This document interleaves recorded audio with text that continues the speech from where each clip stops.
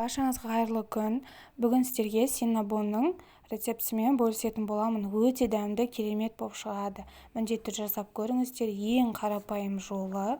Менің каналыма тіркеліп, пікір қалдыруды ұмытпаңыз. Видеоны менімен бірге соңына дейін көріңіздер.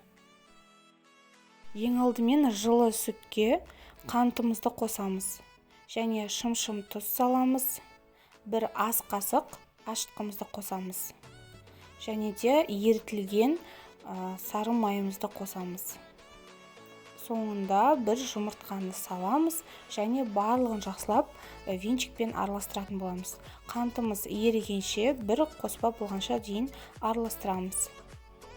Барлық қажетті ингредиенттерді төменге қалдыратын боламын. Соңында електен өткізіп ұнды саламыз. Барлығын бірдей салып жібермейсіздер. Осылай аз-аздан салып венчикпен араластырып отырасыздар.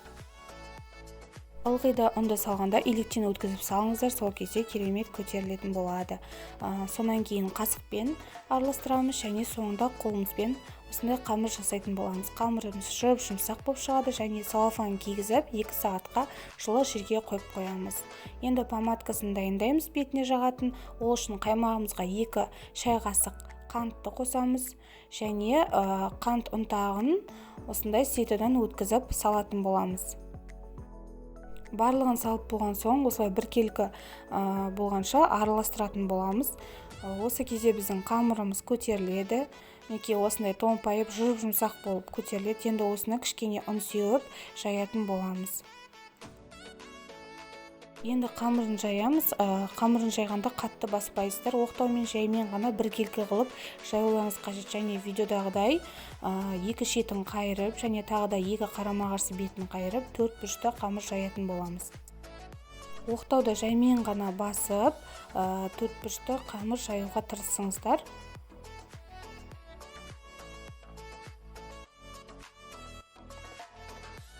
Мінекей қамырымыз осылай жайылады. Енді осының үстіне ерітілген сары майды жағып шығамыз. Біркелкі етіп барлық жеріне, оның үстіне қантты осылай сеуіп шығатын боламыз видеодағыдай. Және соңында корицаны үстіне осылай сеуіп шығамыз. Барлық жеріне бірдей қылып сеуіп шығыңыздар. Және соңында видеода көрсетілгендей орап шығасыздар, біркелкі тығыздап. Енді оралған қамырымызды кесетін боламыз. Осындай жіптің көмегімен байлай отыра кесеміз. Әдемі, өте біркелкі болып кесіледі. Ешқандай пышақты пайдаланудың қажеті жоқ.